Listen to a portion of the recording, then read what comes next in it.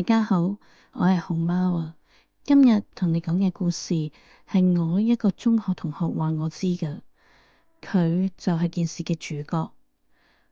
呢件事係佢嘅親身經歷，我會用第一人稱原原本本咁講俾大家聽。你準備好未啊？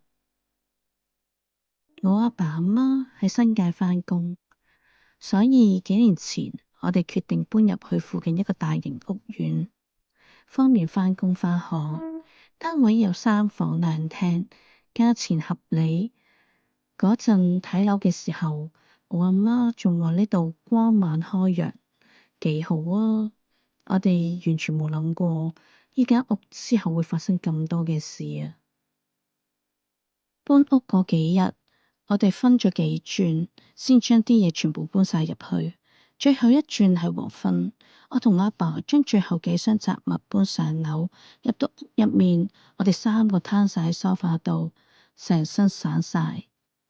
阿媽放低杯水準備去沖涼嘅時候，突然間佢聽到有一把聲，係一把男人嘅聲音，口音好重，唔似係香港人嗰種。把聲喺佢耳邊似有似冇咁講咗句：你哋快啲走啊！阿媽成個背脊即刻起晒雞皮。佢以前都試過遇到啲好奇怪嘅事，所以佢夾硬叫自己冷靜落嚟，扮聽唔到。佢冇話俾我同阿爸知啊，費事嚇親我哋啦。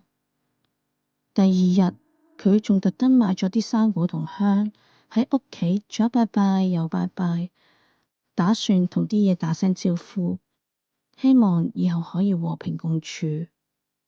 好可惜，對方似乎唔係咁諗。過咗大概1個禮拜左右，有一晚阿媽喺廚房煮緊飯，佢整咖喱雞，炒緊洋葱嘅時候，突然間，媽，你煮緊咩啊？係咪咖喱雞飯啊？把聲由書房方向傳出嚟嘅，好清晰。阿媽隨口講咗一句：係啊，你洗咗手未啊？有得食噶啦。佢完全冇意識到，把聲根本唔係我嚟噶。5分鐘後，阿媽捧住煲咖喱行出客廳，大嗌：食飯啦！冇人應。佢望下我間房，房門開住，入面冇人。佢再望下阿爸間房，一樣都係冇人。佢開始覺得有啲唔妥。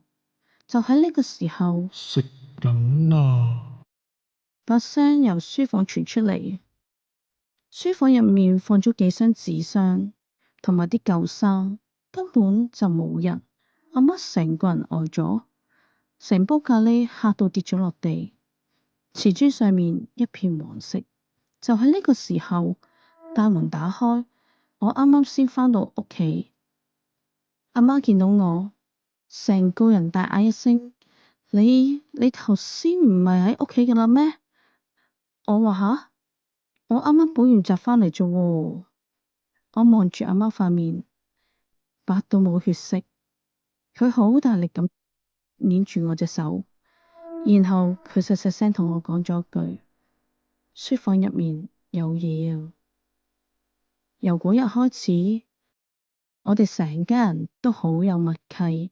書房道門長期關埋，唔係鎖住，只係關住，好似入面住咗個佢睇到你見佢唔到嘅人。有一晚，我半夜起身去廁所，經過書房，我發覺書房道門唔知幾時打開咗條罅。我明明臨瞓前仲係關實咗㗎，我行埋去想關返實佢，就喺我隻手掂到門柄嗰一刻，我聽到書房入面傳嚟一陣好細好細嘅聲，唔係傾偈聲，係腳步聲，好似有人喺入面不停咁來回行路，抄緊啲紙箱，揾緊啲嘢。我即刻縮手，成個人彈後咗2步。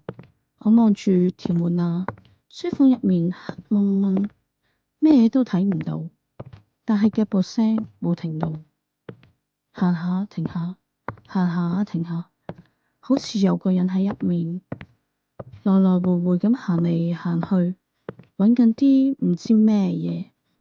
我跑返入房，用被笠住個頭，成晚唔敢再出嚟。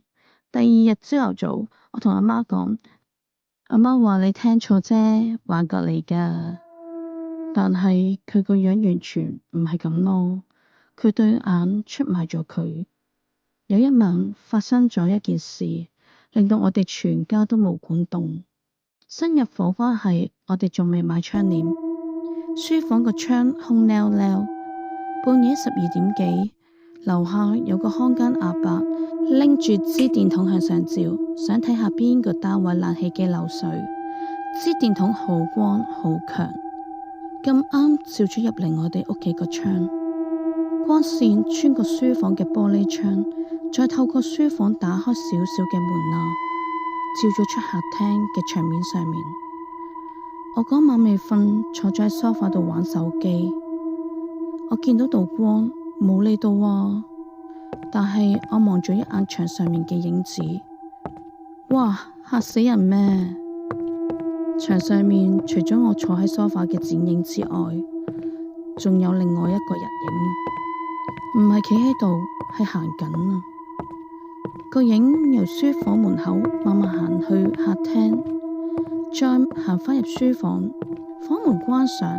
個影係完全直接行穿過道門嘅，仲要不停咁出出入入，就好似我嗰晚聽到嘅腳步聲一樣。我望住牆上面得一個影喺度行嚟行去，我慢慢擰轉頭望向書房道門，冇人。再望返牆上面，個影依然仲喺度行緊。我即刻大嗌。第二日，我哋決定唔再忍。阿媽打電話俾業主，後尾我哋威逼利誘之下，業主終於爆咗出嚟。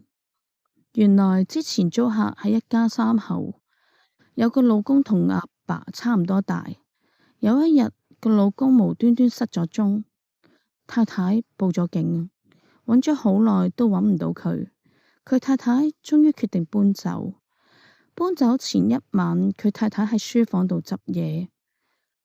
佢話佢聽到書房嗰度傳嚟腳步聲，不停咁來回行嚟行去，好似佢老公仲喺度揾緊啲乜嘢咁。之後，凡係有人搬入嚟，都會聽到書房有腳步聲，仲有一把男人聲。你哋快啲走啊！我哋聽完冇再問落去。我哋用咗2個禮拜嘅時間就搬走咗。搬走嗰日，我係最後一個離開單位嘅人。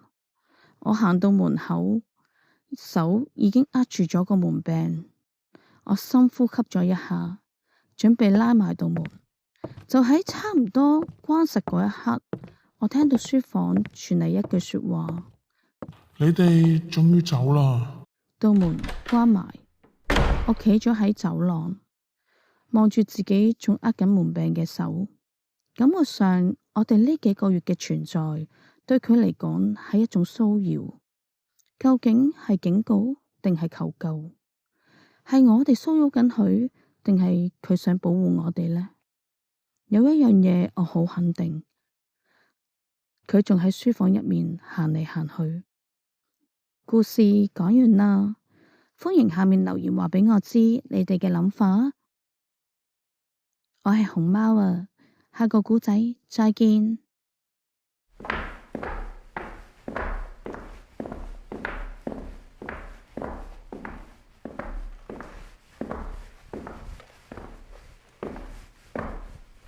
記得返嚟搵我啊！